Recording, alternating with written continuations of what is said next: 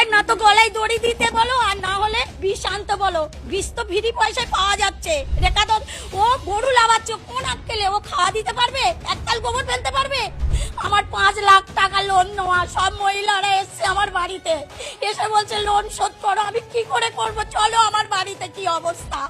শুভেন্দু অধিকারী এসে, তুই গদিতে বসে আছিস, তুই কি করছিস? মানুষকে এরকম করে হিন্দু ধর্মতে সবকিছু তো নষ্ট করে দিচ্ছিস।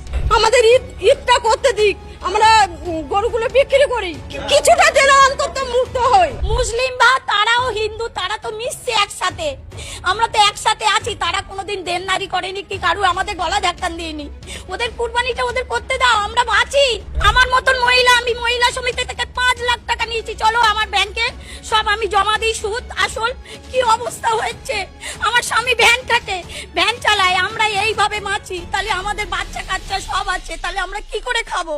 আমাদের আর ঘুম নেই, রাত্রে ঘুম নেই, চিন্তায় মাথা খারাপ হয়ে যাচ্ছে।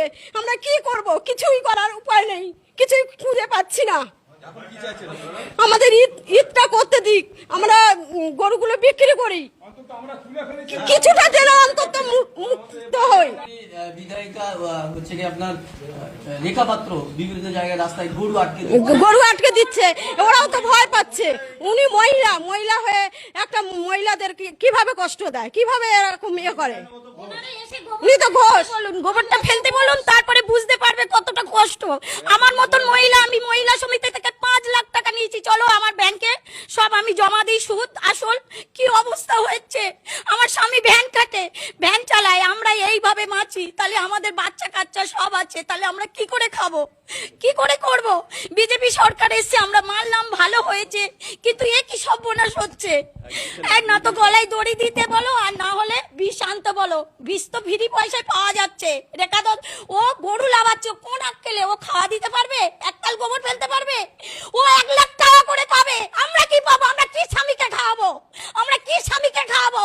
আমরা বাচ্চা কাচ্চাকে কি খাওয়াবো? ও তো বাচ্চাকে হোস্টেলে দিয়ে মানুষ করাবে, আর আমরা কি দিয়ে মানুষ করাবো?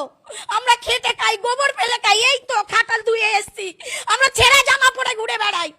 আমরা ভদ্রভাবে নয়, আমরা লেখাপড়া জানি না। ও কি ও তাদের সরকারকে বলো আমাদের এবারটা মুকুব করে দিতে বলো।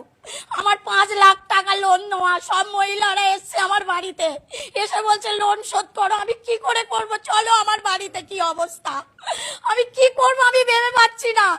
আমার স্বামী রাগে চলে ভ্যান নিয়ে বার হয়েছে বলে আমি কাটালে ঢুকবো না। কি করব? আমার গরুগুলো খাওয়া দিতে পারি না, একটা তরফা বিচুলি আয়লা দেয় না। 3 লাখ টাকা আমি ভুসির দোকানে, চলো আমি তোমাকে দেখাচ্ছি, খাতা পত্র সব